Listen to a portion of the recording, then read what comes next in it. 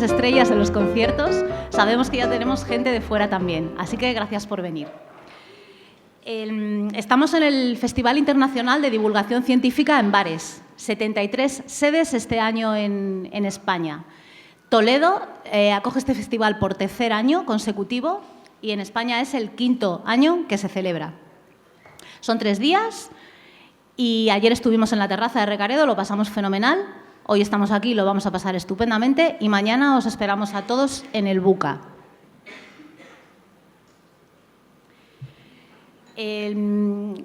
Nosotros somos Ciencia a la Carta, una asociación sin ánimo de lucro para la divulgación científica. No organizamos solamente este acto en el que estamos colaborando.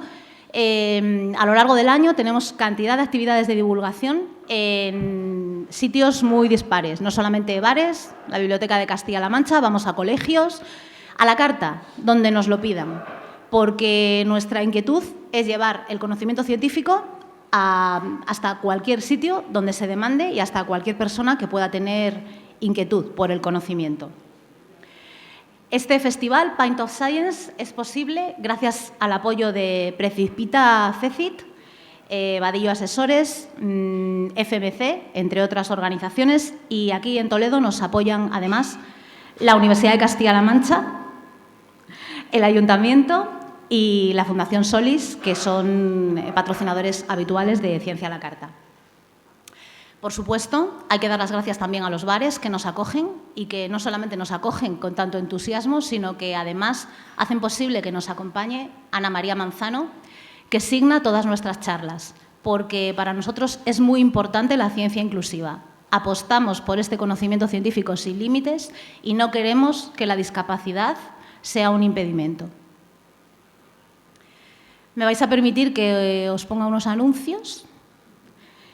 Y el primero es de Investigación y Ciencia, una revista de divulgación de las más importantes que durante estos días tiene una promo en la suscripción, así que os animamos. También tenemos el reto Hunted, que consiste en descargar la aplicación, hacerse una foto, subirla y entrar en un sorteo con premios interesantes. Y el merchan oficial de Pint of Science, si a alguno os interesa, como Nabla es otro de los patrocinadores, igual que Nextdoor, en la página de Nabla podéis encontrar las camisetas y las bolsas. Y ahora le voy a dar la palabra a mi compañero Gabriel, que os quiere poner una promo de Marvel. A ver, no sé cuántos de los que estáis aquí ya repetisteis ayer, si no, podéis tomar algo que por ahí atrás creo que sirven algo. Ha soltado un montón de patrocinadores. Este creo que no lo es, pero por si alguien ha estado un poco despistado los últimos 11 años, os vamos a poner un tráiler y después un pequeño regalito de lo que hemos estado currando para este festival. Se acabaron hace 4 días. El oxígeno se acabará mañana. Y cuando me quede dormido, soñaré contigo. Siempre contigo.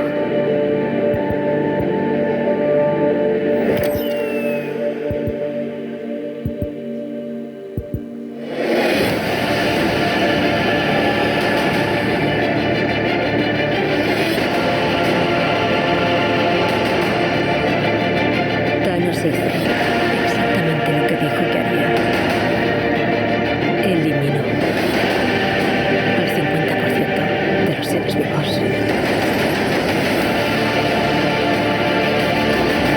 Hemos perdido todos. Hemos perdido amigos, también familia. Y una parte de nosotros. Esta es la lucha de nuestra vida. Saldrá bien, Steve. Sí, lo sé. Porque no sé qué voy a hacer si no.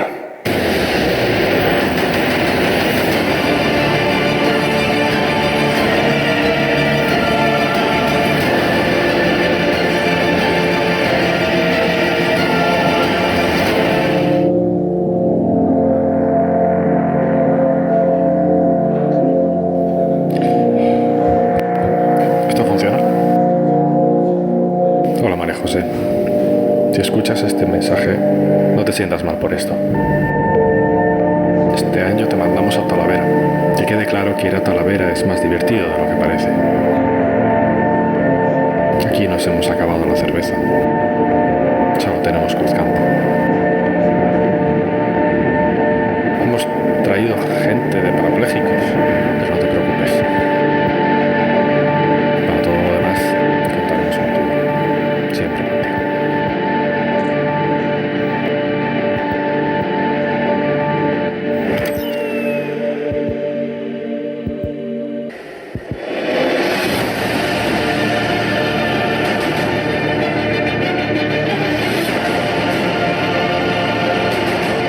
Hemos conseguido mucho más de lo que pensábamos que haríamos. Más de 70 colegios en toda Castilla-La Mancha. Hemos llenado los bares y la biblioteca.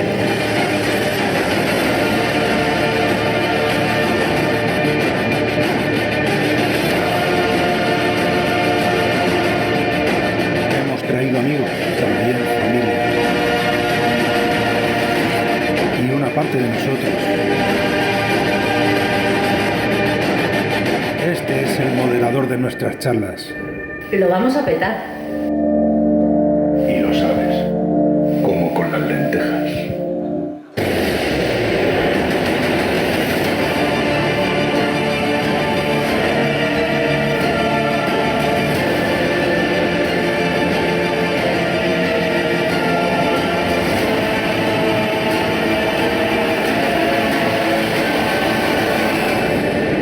Oli, soy María José de Ciencia a la Carta, que vengo a dar una charla. ¿Me abrís? Es que no puedo entrar, estoy en la puerta del bar, vengo de Toledo. mensaje es de antiguo? Ciencia a la Carta, a dar una charla. ¿Os acordáis? ¿Hola? No, es nuevo. Eso es Talavera. El Hola. año pasado estuvo en Albacete. ¿Me abrís?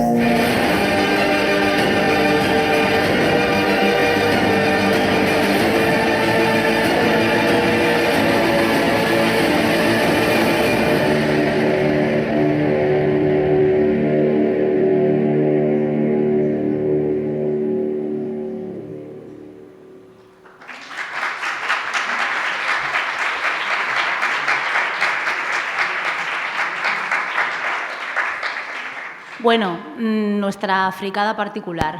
Si os ha parecido poco, lo buscáis en nuestra web, www.ciencialacarta.com, y allí podéis verlo otra vez y algunos ver a vuestros profesores con un nivel de poca vergüenza, que espero que no exhiban en clase. Venga, vamos ya con la charla, que al final es a lo que habéis venido, ¿no? Sí. La sesión se llama De los cuernos y el dolor. Y sí, vamos a hablar de cuernos y vamos a hablar de dolor, así como lo planteamos. Los cuernos, como ya decíamos esta mañana en Twitter, inspiran a poetas, también a paleontólogos y en este caso a un investigador del Hospital Nacional de Parapléjicos, que es Manuel Nieto Díaz, que fue paleontólogo y ahora se dedica a investigar procesos de muerte celular tras la lesión medular y a desarrollar terapias precisamente para controlarlos. Y bien, la regeneración nerviosa está, la inspiración para encontrar esta forma de regenerar los nervios está en las astas de los ciervos. Os lo va a contar él. Su charla se llama Cuernos, sexo, evolución y regeneración. Os dejo con él.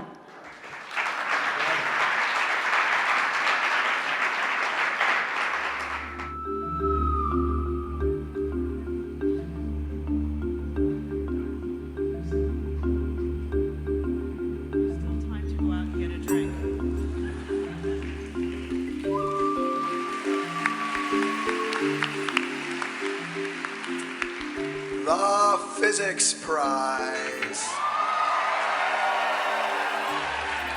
The Ig Nobel Physics Prize is awarded this year to Andre Geim of the University of Nijmegen in the Netherlands and Sir Michael Berry of Bristol University, UK, for using magnets to levitate a frog.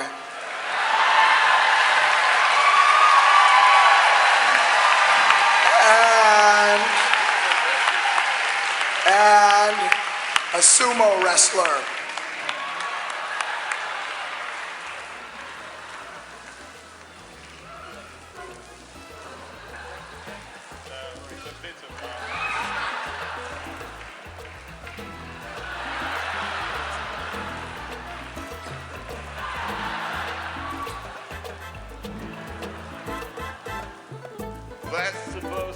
video was flying through, but I'm afraid our ceremony master was not only his voice, but also my video tape.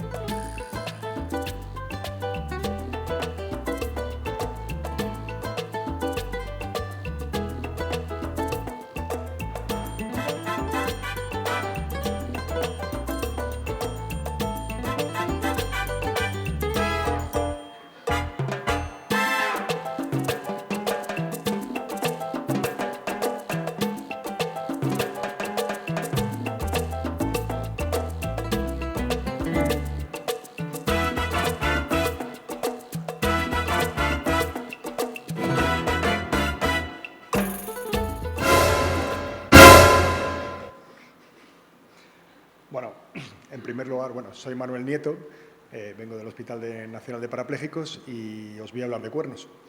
Pero, en primer lugar, hay que agradecer a la gente que ha organizado todo esto, obviamente a Ciencia a la Carta y a la gente que lo ha patrocinado, como son el Ayuntamiento de Toledo, la Universidad, Precipita y la Fundación Solís. Y ya que nos ponemos, también quiero dar gracias a todos los sitios donde he ido trabajando con cuernos a lo largo de mi existencia, en el Museo de Ciencias Naturales, el Instituto Cajal, el Hospital Nacional de Parapléjicos y a toda la gente con la que he colaborado allí. Y ahora tendré que incluir aquí también a los clásicos, lo cual le dará prestigio a esta diapositiva. Bueno, ¿por qué hablar de cuernos? Pues porque, como he dicho, lo primero que se me ocurrió, después de muchos años haciendo investigaciones en cuernos, dije, bueno, es algo de lo que sé y además es algo que se presta a hacer una charla con cervezas, ¿no? Una conversación habitual. Pero también me acordé de los IG Nobeles, que acabáis de ver un vídeo de presentación, de los, creo que esos eran los 10º Nobeles IG que se celebraba, y en el cual premian descubrimientos absurdos, curiosos, y es una forma de defender el que el mundo que nos rodea puede ser muy curioso y es interesante mirar alrededor. Entonces, esa es la parte filosófica. Una charla también para fomentar que miremos con curiosidad alrededor. Y ya que empezamos a hablar de cuernos, ¿por qué me puse yo a trabajar en cuernos? Pues fundamentalmente la culpa es de mis padres. Eran investigadores y esto marca. Y ya para ser más precisos, de la mujer que hay, la primera a la izquierda, abajo, por aquel entonces era jodido hacer ciencia, ahora también para las mujeres, y ella me presentó al que luego sería mi director de tesis. Y la verdad es que nunca se lo agradeció lo bastante. Muchas gracias, madre. La cuestión es que mi director de tesis, cuando me presenté allí a verle, con algo muy definido en mi cabeza, que yo quería estudiar algo de evolución, ecología y comportamiento, me miró así y dijo, toma, y me largó un artículo de 100 páginas sobre cuernos, del cual descubrí que leer ciencia puede ser horrible, muy aburrido y tremendamente complicado, y que los cuernos no eran asuntos baladí y sencillo. Pero bueno, vamos a ver, ¿qué es un cuerno? Pues un cuerno es complicado de definir, pero es fácil de saber. Esto es un cuerno. Los cuernos son los apéndices craneales, es decir, algo que tienen en la cabeza animales como este, que es un antílope, y se caracterizan porque es un poco de hueso que se pega al cráneo, en el caso de los cuernos, y que va creciendo con una cubierta córnea alrededor. Entonces, eso es un cuerno, esto es un cuerno, esto en el caso es un muflón de Canadá, esto es una vaca, también tiene cuernos, esto es un duíquero y también tiene unos cuernecitos pequeños. Esto no es un cuerno. Vamos, que somos de Toledo muchos. ¿Esto qué es? ¿Cómo se llama esto? Es una cuerna o un asta. Es otro grupo emparentado con los antílopes y las vacas, son los ciervos, y tienen unos cuernos, unos apéndices diferentes que llamamos astas, y que son un hueso que este sí crece desde el cráneo y que durante su crecimiento está cubierto de piel. Cuando deja de crecer, esto cambia de sonido, se quedan unos cuernecitos de hueso puro y duro, limpio. A veces son más grandes los cuernecitos. Por cierto, el único texto que hay en la charla son los agradecimientos a quienes han hecho las fotos cuando no son mías, así que no hace falta que lo leáis. Bueno, entonces, si definimos a los apéndices craneales como algo basado en hueso, ¿esto es un apéndice craneal o no? ¿Sí o no? Votaciones para sí. Votaciones para no. Todo el mundo lo sabe ya, vale. Los rinocerontes es todo queratina. Lo único que tiene es una cierta rugosidad en la nariz, en el hueso de la nariz, el nasal, donde engancha lo que llamaríamos cuerno del rinoceronte. ¿Y esto? ¿Esto sería un apéndice craneal o no? Lo que tienen las jirafas. ¿Quién vota que sí? ¿Quién vota que no?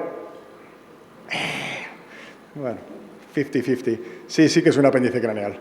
Las jirafas tienen una cosa que se llaman osiconos, que son unos huesecillos que tardan mucho en fusionarse, están la mayor parte del tiempo bailando y están cubiertos de piel.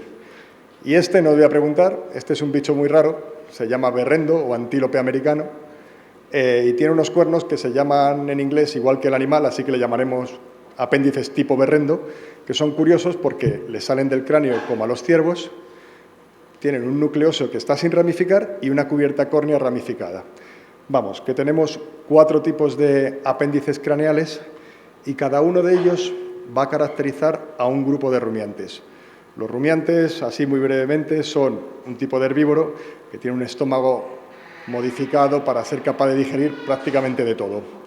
Bueno, pues de los grupos actuales de rumiantes que hay, 4 de ellos, los bóvidos, los cérvidos, las jirafas y los berrendos, están caracterizados por sus cuernos. Es decir, un rumiante que tiene cuernos es un bóvido. Un rumiante que tiene astas es un ciervo, un cérvido. Uno que tiene hocicones es una jirafa. Y uno que tiene apéndices de tipo berrendo es un berrendo. Esto era obvio. Los otros 2 grupitos que aparecen ahí, los ciervos almizcleros y los ciervos ratones, son 2 grupos previos que no tienen apéndices craneales. Esto es curioso y es un concepto propio de la teoría evolutiva porque es lo que se denominan sinapomorfías. Los apéndices craneales en los rumiantes son una novedad evolutiva, algo que se adquiere durante la evolución y que va a caracterizar a ese grupo y a todos sus descendientes. Es decir, hace muchos millones de años hubo un animalejo que le salieron cuernos con su cubierta córnea y tal.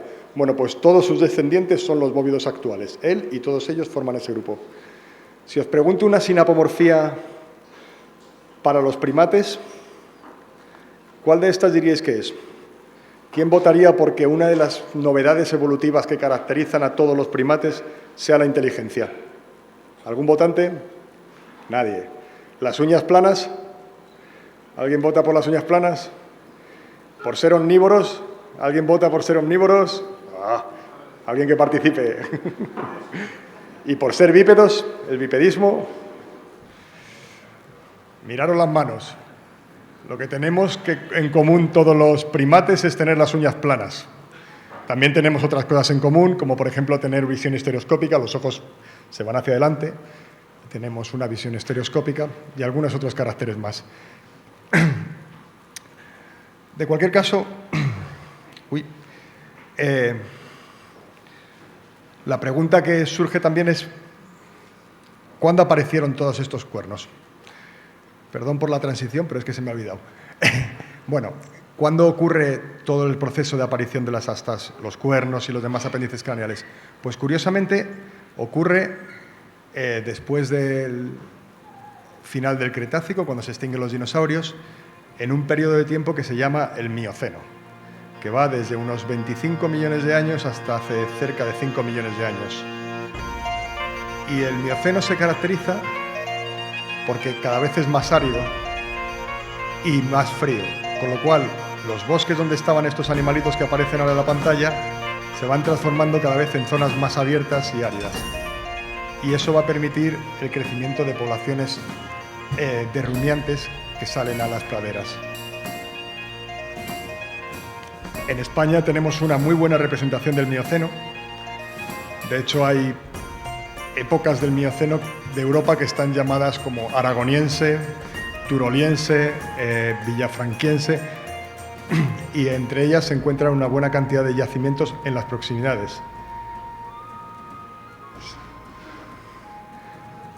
Si os fijáis un poco en esta última, se ve que hay otro animalito con cuernos aquí o con apéndices craneales, que no es ni un bóvido, ni un cérvido, ni una jirafa, ni un berrendo. Y es que en el Mioceno, además de tener de esos 4 tipos de animales, pues se permitió el lujo de generar unos cuantos más, que también son rumiantes, son familia suya, como este paleomerícido, que es de Retama, de un yacimiento cercano de aquí, en Cuenca, cerca de, se llama el pueblo de Carrascosa del Campo, y que tiene la peculiaridad de tener una peineta. También hay otros animales como este que se llama Sintetóceras, este estaba en Norteamérica y que lo que tiene es un tirachinas en la nariz, o este que no contento con tener 2 buenos cuernos encima de los ojos, tiene 2 más en la nariz, y ya el colmo es este que es un Prolibiterium, que son dimórficos, los machos y las hembras son diferentes, el macho tiene una especie de mariposa y la hembra otra mariposa un poco diferente. Es curioso, una de las cosas sorprendentes de todo esto es que todos estos tipos de apéndices craneales surgieron en los rumiantes, en un grupo cerrado, un grupo limitado de animales, y ocurre todo durante un periodo de tiempo bastante limitado, que es el inicio del Mioceno. Y esto es lo que llevó a una investigadora inglesa, que se fue luego a Estados Unidos a trabajar, se llama Christine Janis, a plantear las primeras hipótesis de por qué aparecen los cuernos y los demás apéndices craneales. Es muy curioso el que todos aparezcan en la misma fecha. Y tenéis que pensarlo, son novedades evolutivas que se plantean que aparecen de forma independiente. Es decir, es como si de repente a 20 personas de Toledo, de aquí del casco, de repente le sale un 6º dedo. Pero no son familia ninguno. O sea, todos son de Toledo, de alguna manera estarán emparentados, pero cada familia le sale uno de sus nietos o de sus hijos, le sale con un 6º dedo. Pues esto es básicamente lo que pasó con los apéndices craneales y llamó la atención de Christine Janis. Otra cosa que le llamó la atención es que casi todos los animales que encontraba con apéndices craneales, de los grupos, los bichos más primitivos, los primeros que lo tenían, superaban con poco los 18 kilos. Los anteriores, sus predecesores, eran animales más pequeñitos, pero parecía que los cuernos aparecían, los apéndices craneales, aparecían cuando alcanzaban o superaban los 18 kilos. Y eso lo llevó a ella a plantear una hipótesis de por qué aparecían las cuernas y las astas y los demás apéndices. En los periodos anteriores, como era más húmedo y menos frío, había más bosque y los animales vivían allí dentro en grupos pequeñitos. Sin embargo, con el Mioceno y la expansión de todas las zonas abiertas y praderas, lo que ocurre es que los rumiantes crecen en tamaño y se multiplican. Encuentran un nicho perfecto para ellos. Hay un montón de ellos, mucho más grandes. Y con ello, lo que Christine Janis propone es que pasamos de los animalitos que había en el bosque, como este bonito Bambi, que vivían en grupos pequeñitos. Al bonito Bambi le he puesto un pañuelito para que no se vean los 2 colmillos. Es un poco vampírico. Y entonces lo que planteaba Christine Janis es que estos animales tenían estos colmillos. ¿Para qué creéis que tenían estos colmillos? Vamos a ver. Venga, otra vez 4 opciones. ¿Para chupar sangre? 1, bien. ¿Para abrir frutos, semillas y adquirir algo de comida? ¿Para defenderse de los depredadores? ¿Alguien vota por eso? Y la versión breve, para ligar, es decir, para defender a las hembras y acceder a ellas. Los listillos que han visto la charla en mi laboratorio se lo saben, claro. Pues sí, efectivamente, fundamentalmente son para combates intrasexuales entre animales del mismo sexo, machos, preferentemente para defender territorio y acceder a hembras. Entonces, lo que planteó Christine Janis es que si con el cambio a las praderas, si pasamos a todos los animalitos estos allí, a las praderas, aumentan en tamaño y en número, si se van a seguir pegando cuchilladas con los colmillos, esto va a ser un baño de sangre. Y los cuernos parecían una solución bastante más inteligente, sobre todo menos dañina. Podías crear unos cuernecitos, pegarte con los cuernos y con eso evitar pegarte puñaladas con los colmillos como tenían que hacer los otros. Y esta es básicamente una versión un tanto humorística de la hipótesis de Christine Janis. En el año 90 y tantos, 93, mi jefe, el doctor Morales, planteó otra hipótesis que se basa en este animalito. Este animalito es de un yacimiento que también está en Cuenca, se llama el yacimiento de Loranca, Y este bicho es un pariente, supuestamente, de las jirafas, que se llama Lorancamerix, algo muy original, el rumiante de Loranca, Pachyostoticus. Pachyostoticus porque tiene los huesos gordos. Este animal también es del inicio del Mioceno.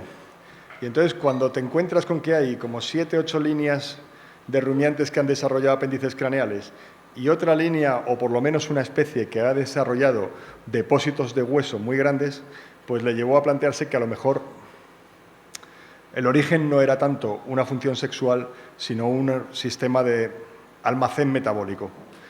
Tener en cuenta que el Mioceno, además de volverse más frío y árido, lo que hace es empezar a desarrollar estacionalidad, con lo cual los animales pasan por fases de mucha sobreabundancia de alimento y otras fases de penuria, y esto les cambia el peso. Por los años 80, un tipo que se llamaba Porter había publicado que, por lo menos en los primates, que es donde lo había mirado, el hueso constituía el 7% de la masa de todo el cuerpo. Y cuando luego se fue a mirar en aves, también. Y dijo, hombre, esto es algo que tiene que ir fijo.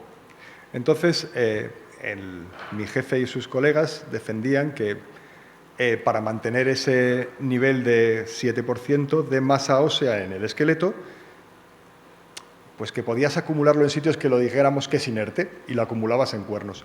La verdad es que la teoría es un poco retorcida y nunca he llegado a comprenderla del todo.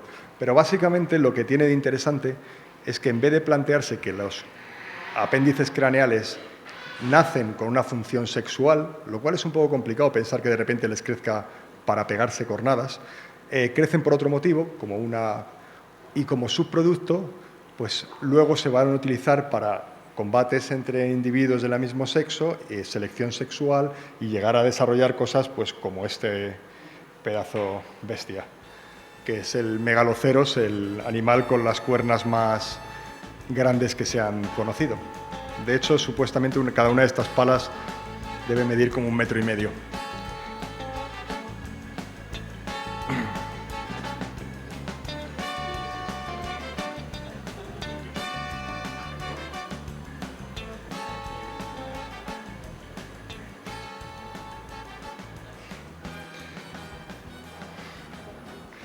Bueno, este ha ganado, se queda muy contentito. Él tendrá acceso a las hembras. La cuestión es que desde el Mioceno que se encuentran los primeros registros, los apéndices craneales han sido bastante exitosos. Tristemente se extinguieron un montón de familias, con lo cual no han llegado, pero de las que llegan, los bóvidos hay más o menos como 130 especies y hay como unas 30 especies de ciervo y una diversidad enorme de cuernos y de astas, de morfologías diferentes. Y ahí viene la razón de por qué, para qué se usan los apéndices craneales actualmente y que justifique esta variación. Pues una de las razones que se pueden buscar, o una de las funciones para la que se han buscado las astas o los cuernos, es la defensa de los depredadores, como habéis dicho antes, en algunos casos. Y nadie le va a negar a este búfalo que si te mira mal y va con esos cuernos, tú no sigues intentando depredar a sus crías. Pero fundamentalmente la función es, como decía, es una función sexual, principalmente controlar el acceso a las parejas o a los territorios donde están las parejas. Y en los años 60 y 70 se propusieron una serie de teorías bastante curiosas de por qué había tanta diversidad de cuernos o que pueden relacionarse por qué había tanta diversidad de formas. Lo que decían es que básicamente cada tipo de cuerno o cada morfología va asociado a un tipo de combate y ese tipo de combate está relacionado con un tamaño, con un hábitat, con una ecología y con un comportamiento social. Os pongo unos ejemplos muy sencillos. Uy, perdón. Aquí. Este animal es no he puesto antes, un duíquero. Desgraciadamente no es uno plenamente de selva, pero es que es muy difícil encontrarles fotos a ellos. Pero bueno, es un animal pequeñajo con unos cuernos pequeñitos. Estos animales, en principio, viven en sitios de selva, sitios cerrados, donde, como son pequeños, no pueden aprovechar bien su capacidad de rumiar y comen fundamentalmente hojitas tiernas, bayas. Como tienen que comer cosas muy selectas, no puede haber muchos. Las poblaciones son pequeñas, se pegan pocas cornadas y tienen unos cuernecillos pequeños con los que, en principio, Tiene unos combates muy poco estereotipados en los que se meten cabezazos y se tratan de apuñalar. Como son unos bichos muy secretivos, muy tímidos, es muy complicado conseguir vídeos y no he visto ninguno medio decente. Pero hay un animal que no se parece en nada, que es enorme, pero que el combate es bastante parecido, y es una jirafa.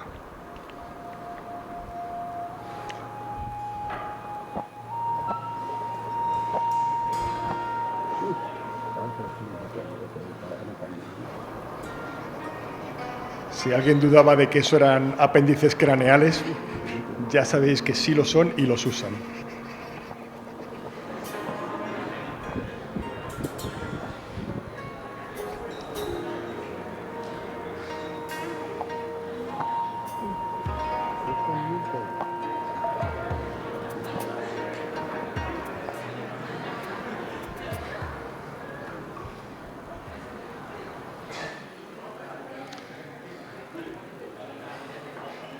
Bueno, ese era el grupo inicial. Este sería parecido también a los ciervos almizcleros que vimos antes, que tenían colmillitos. Son grupos son tipos de animales que tienen interacciones sociales bastante limitadas, viven pequeños grupitos o solitarios en parejas y, por tanto, no tienen que pegarse mucho. Sin embargo, los ciervos son otra cosa y por eso desarrollan unas astas muy grandes. Lo mismo pasa con muchos antílopes. Aquí estos animales ya viven comiendo pasto. Viven en zonas más abiertas y se forman grupos mucho más grandes. Entonces, según algunos de los investigadores o de los años 60 y 70, desarrollan un modelo de combate que es mucho menos cruento, que es lo que llaman ellos wrestling o tipo lucha libre, y es lo que hacen estos bichos, que bueno, todos lo habréis oído. Y es este tipo de combate en el cual entrecruzan los cuernos y lo que es tratar de ver quién tiene más fuerza.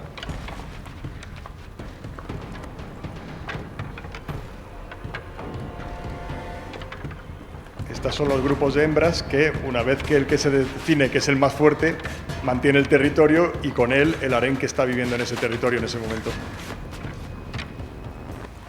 Es decir, el de la izquierda.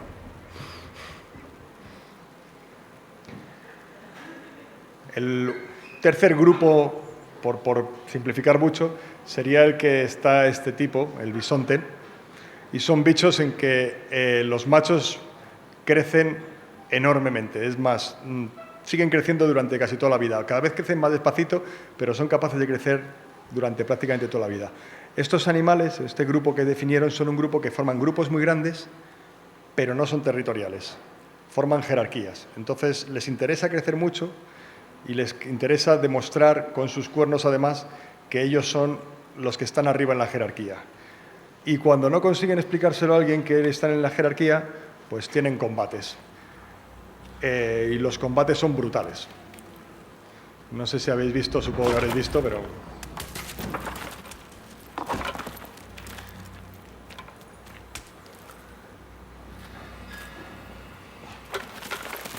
En base a estos combates, junto con el ranking que establecen con el tamaño directamente de los cuernos, es con lo que van a conseguir definir quién es el que tiene acceso a las hembras, quién es el que es el macho dominante y quién no.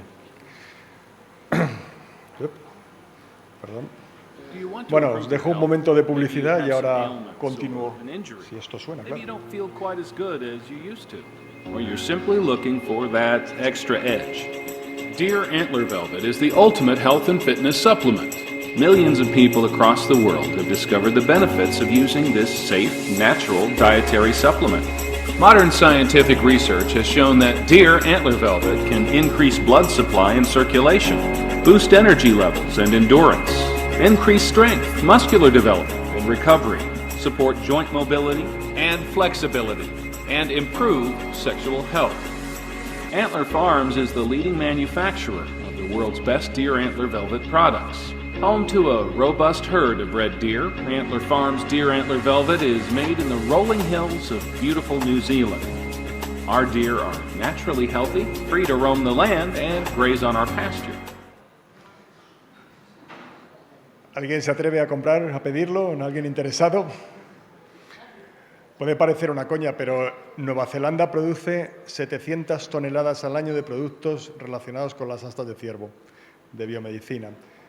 China unos 400, Rusia creo que eran como 80 toneladas y Estados Unidos unas 20, Canadá otras 20. Hay una industria enorme relacionada con las astas de ciervo. Y esto me lleva a un paso que tristemente todos tomamos con la edad, y es dejar de hablar de sexo y empezar a hablar de médicos. Entonces voy a pasar a la biomedicina. Y este paso yo lo di por culpa de este señor. Yo dije que las culpas de toda mi carrera científica es de mis padres, pues ahora le toca a mi padre.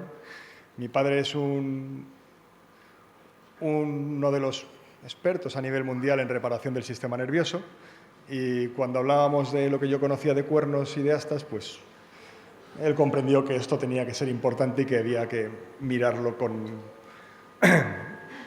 dentro de su campo de la neurociencia y la reparación. Y aunque puede parecer una coña, los chinos consideran a las astas de ciervo como el medicamento número 1 para déficits del yang. No del yin, del yang. Y aunque puede parecer una coña, el anuncio anterior no lo he hecho yo, eso está sacado de internet, y hay una buena, como os he dicho antes, hay una buena cantidad de gente comercializando productos de astas. Y os preguntaréis por qué. Pues fundamentalmente por esto. Este es el mismo animal fotografiado a lo largo de una primavera.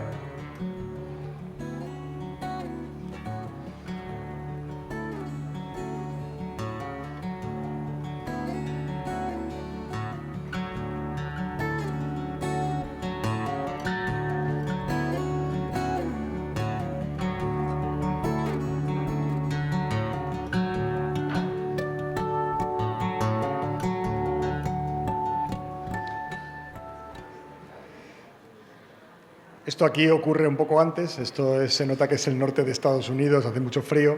Aquí todo el ciclo de regeneración y caída de las astas de los ciervos, todo el ciclo de crecimiento ocurre desde febrero hasta mayo, después ya se vuelven duras y las tienen, como en este caso de este animal, ya sin la piel, con el hueso desnudo.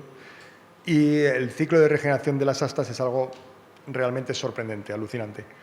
En mamíferos, un caso similar de una regeneración de un órgano completo o de algo que, como en las astas del ciervo, contiene hueso, cartílago, vascularización, tiene vasos sanguíneos, tiene inervación, tiene nervios y luego tiene una forma de piel un poco peculiar que se llama, que le llaman terciopelo.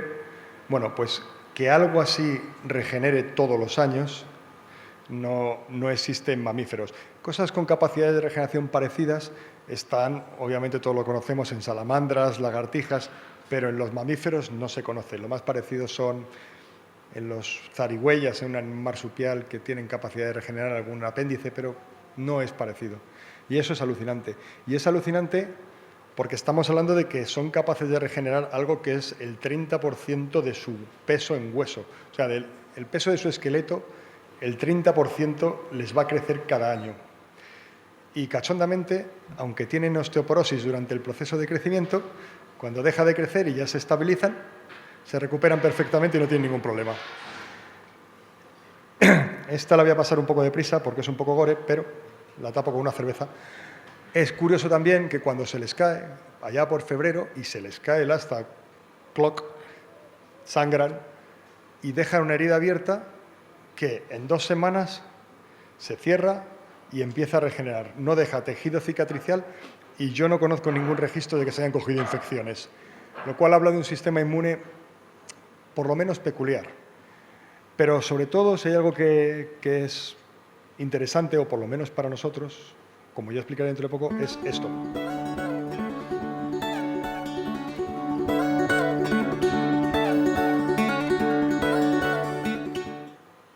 Es decir, crecen a toda leche. Hay más o menos un cálculo de que en los momentos de máximo crecimiento los animales más grandes, los ciervos más grandes, llegan a crecer 2 centímetros diarios de longitud del asta. Es impresionante. Pues con todo esto, mi padre me propuso que me metiera a estudiar por qué crecían los nervios que van en el asta. Y voy a hacer un muy pequeño, breve apunte sobre neurociencia. Y esto es una neurona del trigémino de una rata. gracias a la rata que la donó gentilmente, y tiene un cuerpecillo, que lo veis ahí en blanco en el medio, y luego tiene un montón de prolongaciones. Estas prolongaciones, en este caso, como no se diferencian en nada, le llamamos neuritas, son todo, no distinguimos, pero en el cuerpo realmente tienes dos tipos de prolongaciones, unas que se llaman axones y otra que se llaman dendritas. Los axones van a recibir la información, muy a grosso modo hablando, y los axones la transmiten. Los axones son lo que forman los nervios, fundamentalmente. Bueno, pues el sistema nervioso y los axones tienen cosas muy buenas y cosas muy malas. Las cosas muy malas es que regeneran muy mal. Si tú te cortas una fibra nerviosa, si te cortas la médula, desgraciadamente te quedas en una silla de ruedas y eso es irreparable. No hay ningún tipo de crecimiento o de regeneración ahora mismo que podamos aplicar. Si te cortas uno del periférico, un nervio del brazo o de la mano, sí que es posible que regeneres, pero tienes muchas limitaciones. Si por un casual te lo dejas un tiempo sin crecer, porque haya un hueco, porque esté la herida abierta, lo que sea, se tira semanas, el nervio ya deja de tener ganas de crecer y no crece más. Y si tiene que crecer mucha distancia, y pensad que, por ejemplo, un nervio como el ciático, que es el que inerva, por ejemplo, el dedo gordo de vuestro pie, tiene que crecer desde la columna a esta altura. Ese es el axón de una neurona. Uno de esos filamentos que salían, pues dura casi 1 metrito, y si se lo cortas un poquito lejos de donde tenga que llegar al final, el del dedo gordo, va a tardar mucho tiempo y no va a llegar nunca. Pues, en nuestros queridos amigos los ciervos, esto no funciona. El ciervo está inervado por un nervio que se llama el trigémino, que para los que no lo conozcáis, es alguien a quien amaréis profundamente. Es el nervio que duele en las muelas. Es el nervio responsable de las neuralgias, de las migrañas y de una cosa que se llama neuralgia del trigémino o enfermedad suicida, porque la gente se mata cuando tiene el dolor que implica una neuralgia del trigémino. Pues bien, esto es lo que inerva el asta del ciervo. Es inervación sensorial y está en la base del cuerno mientras está seco, es decir, desde aproximadamente aquí, junio, julio, hasta febrero, está ahí quietecito, en la base del asta, parado, sin crecer. En febrero se caen las astas, se produce el nuevo asta que empieza a crecer y los nervios van a crecer con ella, llegando hasta velocidades de espanto como son 2 centímetros al día, algo que uno no se imagina en principio. Y esto era lo que mi padre me propuso analizar, que por qué no mirábamos por qué era esto. Aquí podéis ver algunas imágenes un poco así para que tuvierais una idea.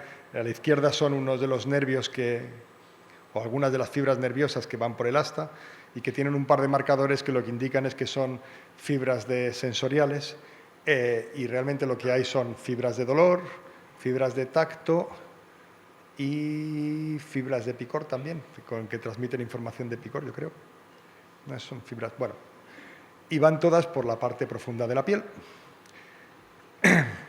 Pues nosotros lo que hicimos entonces, a raíz de lo que me propuso mi padre, fue buscar un modelo. Estos son unos cachos se llaman ganglios de la raíz dorsal y son cúmulos de neuronas sensoriales que podemos cultivar y someterlas a una serie de experimentos. Pues le dimos, vamos a darles suero del ciervo, es decir, cogemos la sangre, separamos y probamos si el suero del ciervo promovía, y algo promovía, más que los sueros que habitualmente utilizamos en el laboratorio. Probamos a ver si las sustancias que secretaba la piel del asta promovían, y de hecho promovían bastante mejor que incluso algunos de los factores de crecimiento que nosotros usamos normalmente en el laboratorio. También probamos a ver cómo hacía, si el sustrato donde estaban creciendo promovía, y en todos los casos conseguimos algo, pero desgraciadamente no llegamos en ningún caso a los 2 centímetros diarios ni nada por el estilo.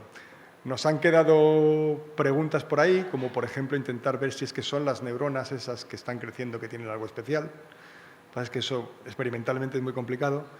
O quizás lo que para mí sea la hipótesis más razonable, y es lo que se llama la tensión mecánica, el efecto de la tensión mecánica, y es que las astas, cuando empiezan a crecer, ya se inervan y entonces al ir creciendo van tirando directamente los nervios. No son los nervios los que van persiguiendo el asta, sino que el asta va tirando de esos. Y experimentos que se han hecho en el laboratorio han demostrado que estirando los nervios se pueden llegar a velocidades sorprendentes como 1 centímetro o 2. De hecho, es lo que se supone que ocurre en la ballena, que es la ballena azul, el único caso que creo que supera la velocidad de un ciervo, pues se calcula que llegan a crecer 3 centímetros diarios. Y os contaría muchas más curiosidades, pero tengo que terminar, que no me dieron mucho tiempo, y Juan pidió su tiempo también, así que con una última curiosidad. En el vídeo inicial visteis cómo le daban el premio Ig Nobel al señor de la derecha, a André Geim, por hacer levitar una rana o un luchador de sumo con unos imanes.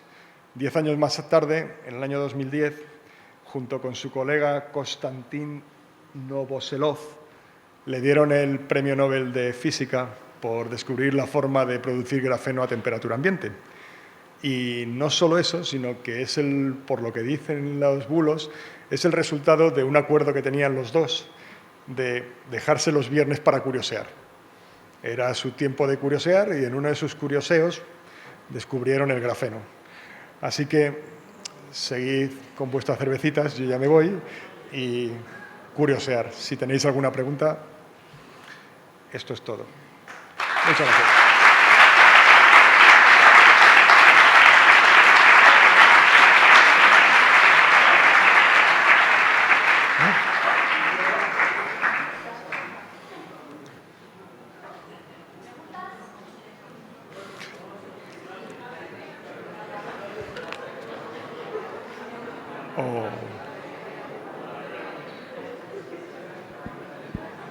Lo de las preguntas va en serio, ¿eh? O sea, nos hemos traído a la gente para que preguntéis, así que... Estoy dispuesto a hablar de los cuernos que haga falta. Venga, empezamos.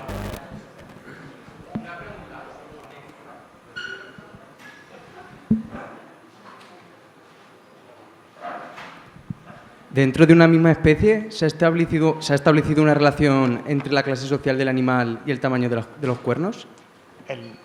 En casi todos los que os contaba, como las cabras, los muflones, bisontes, búfalos, se supone que sí, que el tamaño del animal y en relación con ello el tamaño de los cuernos determina su ranking y por lo menos, no sé si define que eres el número 1, pero lo que está claro es que hay muchos animales que no se van a pegar contigo, con lo cual tú ya tienes ese acceso ganado. No sabría decirte si ya establecen una categoría como macho alfa y que es el único que se reproduce. Creo que no llegan a eso, pero no te lo podría asegurar. Pues eso es.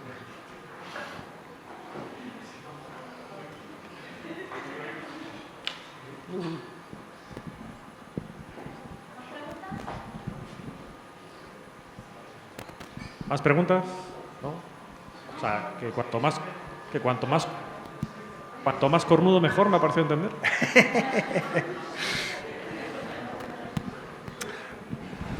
Pues un momento, es una pregunta curiosa esa, de cuanto más cornudo mejor. No tanto eso, sino el bicho que he puesto ahí, el megaloceros, cuando se estaban pegando, ese animal siempre ha llamado muchísimo la atención por el tamaño de sus cuernas y se pensaba que era algo totalmente desequilibrado y que probablemente por eso se extinguieron. Un tipo muy inteligente que se llamaba Stephen Jay Gould, que hizo un montón de estudios muy interesantes en paleontología, y demostró que una relación alométrica con el tamaño, es decir, no eran más grandes de lo que le correspondía, era del tamaño que le correspondía. Es un bicho enorme, realmente. En la cruz está en los 2 metros. Así que, en general, no te sueles tener los cuernos más grandes de lo que te mereces, sino que cuanto más grande eres, más grandes son los cuernos. Sí, te quería preguntar si seguís investigando en parapléjicos la causa de este crecimiento de las neuronas en las astas. Pues publicamos algunas cosas de vez en cuando, pero no hemos continuado la línea, primero porque la crisis ha sido muy dura con los proyectos y luego porque realmente el modelo experimental es terrible. Yo quisiera hacer experimentos con los neuronas de los ciervos, pero cada experimento significa matar un ciervo. Y es muy duro, realmente. No, creo que cuando encontramos que probablemente la tensión mecánica, y es lo que creemos los que estábamos trabajando en ello, es fundamentalmente el factor más importante, pierde más importancia el modelo y lo que tiene más interés es estudiar bien la tensión mecánica. Y hay grupos por ahí haciendo cosas muy interesantes en ese campo. Están intentando demostrar que la tensión mecánica es la causa, ¿no? Más que intentando demostrar que la tensión mecánica es la causa, lo que intentan es ver qué hay detrás de la tensión mecánica que permite estirar tanto los nervios, pero no estirarlos, están creciendo, no se adelgazan, mantienen el grosor, mantienen todas sus propiedades, o sea que de alguna manera promueve muy bien el crecimiento. Entonces, en vez de tener que meter esencia de cuerno de ciervo, de asta de ciervo, lo que tenemos que hacer es aprender a generar una tensión mecánica bien dirigida y promover un crecimiento rápido. Vale, gracias. Nada.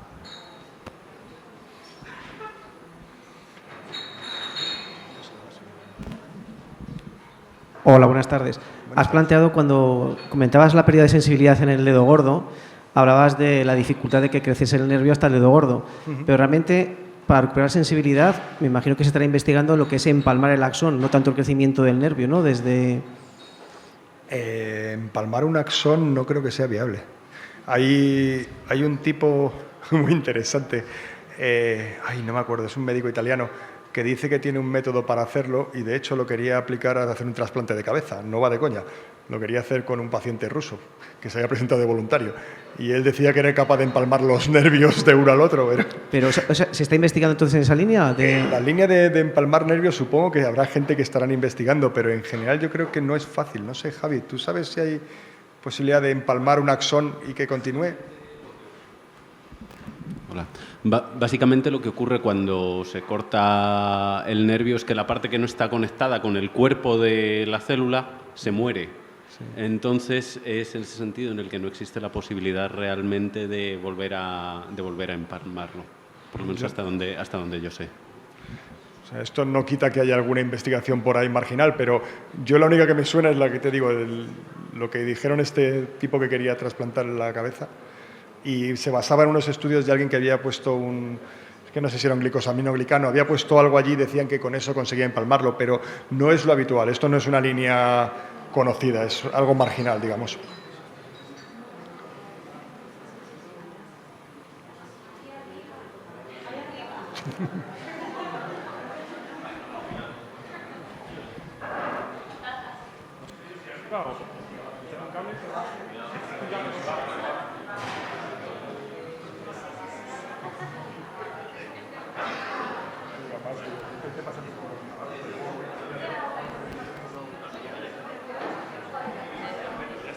Ya está. Hola, yo quería preguntarte porque me parece interesante lo del crecimiento a nivel del neuronal en las astas de animales o en el cuerno, no sé si me equivoco en el término, pero me lo corriges. Pero yo creo que aparte que sería interesante porque el resto de tejidos está creciendo también, con lo cual yo creo que podría ser interesante ver qué factores de crecimiento están induciendo que se produzca ese crecimiento, porque no es solo de tipo neuronal, el resto. Y a nivel mecánico, como que me parece un poco como lamarckiano, de no, le ha crecido el cuello a la jirafa para llegar a las hojas. Entonces, me parece un poco más interesante, lo que pasa que en este país no hay dinero, pues que se investigaran factores de crecimiento. Los factores de crecimiento los estudiamos en lo que respecta al crecimiento de los nervios. Es decir, nosotros cogimos y aislamos las moléculas que estaban siendo secretadas por las células del terciopelo. Cogimos todas esas moleculitas y se las pusimos a las neuronas normales para ver si crecían. Y crecían bien. Pero ¿En el suero te referías a eso? No, parte también el suero y parte también las moléculas secretadas. Perdón si no lo he explicado bien. Cogimos por un lado y por otro. Y el problema es que sí crecían, pero no era espeluznante. O sea, crecía mejor que factores típicos, pero no era un medio centímetro en la placa, ni 1 milímetro al día, que dice, bueno, por lo menos tenemos algo para agarrar. No, eran crecimientos buenos, pero no espectaculares. Y el resto, pues sí, estoy de acuerdo. Que haya más financiación para la ciencia. Para hacer tonterías, así como la rana flotando y eso. Gracias.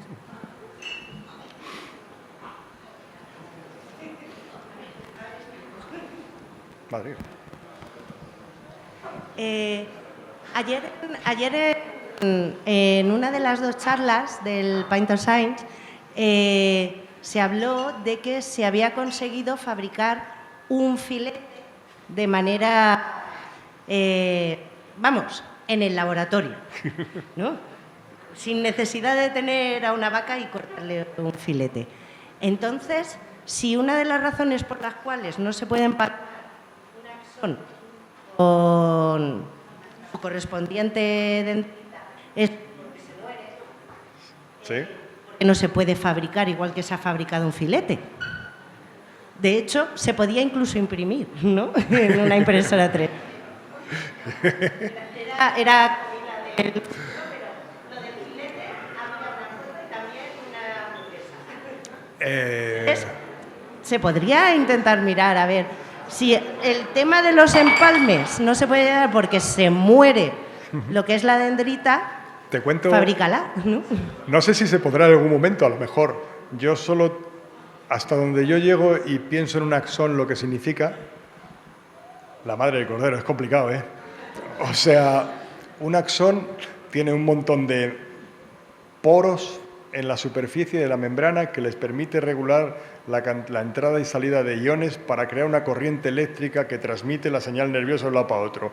Tiene unos filamentos por dentro que organizan el paso de todas las proteínas para arriba y para abajo, porque no todo se produce en el axón y está muy lejos del cuerpo. Al mismo tiempo también tiene fábricas de producción allí. Si son capaces de hacerlo, yo les doy el Nobel. No creo que sea fácil. Pero habría que ver cómo es la estructura del filete, que también hacen hamburguesas de soja, y eso no es lo mismo.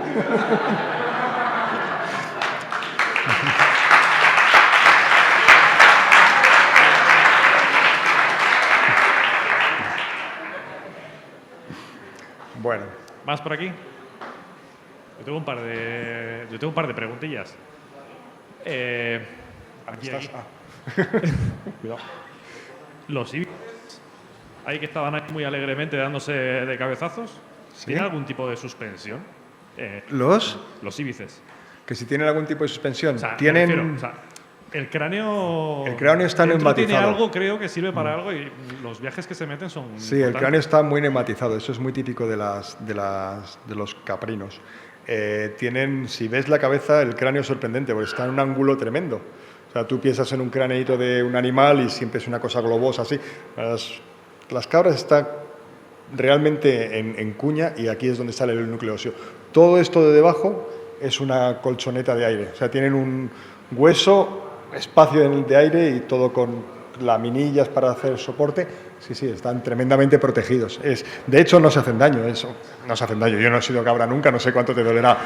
Pero quiero decir, no suelen sufrir daños serios y aparatosos. Es más fácil encontrarte un ciervo que se queda enganchado y que se han muerto porque no han podido desengancharse, que yo creo que cabras hechas que se han hecho daño a cabezazos. Contusiones, muchas cabras en un escáner por una contusión cerebral no suelen llegar. Vale. No creo que hayan pasado muchas cabras por un escáner a ver cómo están, la verdad. Vale. Pero es una idea. Y otra pregunta que está, igual te meto en un berenjenal, no sé si tienes que tirar de... Bueno, no sé si quieres presentar a alguien a quien te has tirado del público, que no es que anden llamando a cualquiera. Nah, lo dejamos para otro día. Vale. ¿Qué diferencia hay entre la médula espinal, que si la cortas directamente, olvídate, y un nervio, pues yo qué sé, periférico, un corte en un nervio periférico? ¿Es directamente un axón? ¿Directamente desde Lo que cambia son varias cosas. Cambia las neuronas en sí, cómo se comportan, y esto... En algunos casos hay neuronas que crecen mal, o axones, perdón, fibras que crecen más que las neuronas. Y sobre todo lo que cambia y lo que más se está estudiando es el ambiente. El ambiente en un nervio periférico, en un nervio de los que tenemos por el brazo, por ejemplo, cuando se produce un daño, una lesión, cambia. Pero cambia para hacerse como una avenida para que crezca. Las células de Schwann, que son las células que acompañan a los axones y que las envuelven, forman unas bandas, se llaman bandas de Bruckner, que se combinan con... Todo el sistema se pone en un modo de decir, venga, vuelve a crecer, vuelve a crecer. La médula espinal coge y se forma una cosa que se llama la cicatriz glial. Tú tienes un daño en una lesión medular, un daño en la médula, Y lo primero que tienes que hacer es aislar eso del resto del cuerpo. Y ese aislamiento del resto del cuerpo significa una barrera imposible para crecer en los axones. Entonces, fundamentalmente, las células son diferentes, los axones se comportan de manera diferente, pero sobre todo el ambiente ha cambiado completamente. Todo lo que se encuentran allí y sobre todo con lo que las moléculas que se liberan después del daño, de las vainas que lo recubren, todo eso, son terriblemente inhibitorias y bloquean el crecimiento.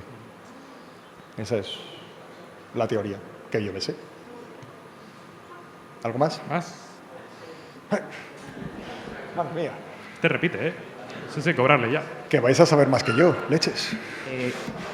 ¿Qué fundamento tiene lo que has comentado de los productos de la asta de ciervo a nivel médico? Pues para mi gusto poco. No creo que... Para mi gusto poco, pero esto sigue siendo injusto. Quiero decir, 1.700 o 2.000 millones de chinos creen en la medicina china y la llevan utilizando muchos millones de años y algunas cosas tendrán su razón de ser.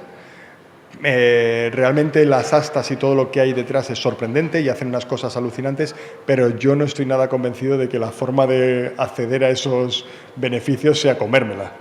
Ahora, también te digo, y esto no sé si es políticamente correcto, cuando el señor Rafael Nadal se va a una clínica de no sé dónde a meterse su propio plasma centrifugado a una velocidad de no sé cuánto, tampoco creo que tenga mucha más base, ¿eh? O sea, es algo que, bueno, vale, a lo mejor funciona, si tú lo dices. O sea, yo no soy muy creyente, yo no me compraría eso.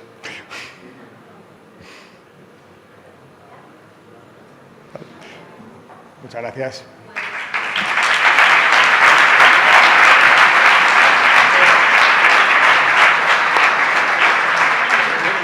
Bueno, ahí tenéis quién lidera. Seguimos. Animal con apéndice craneal que combina huesos sin ramificar y cubierta córnea ramificada. Cérvido, jirafa, antílope, berrendo. Este que sale ahí.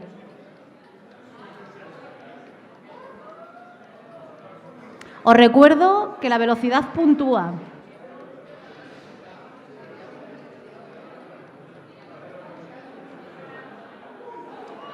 Bueno, bien, parece que hay algunos aplicados en la sala.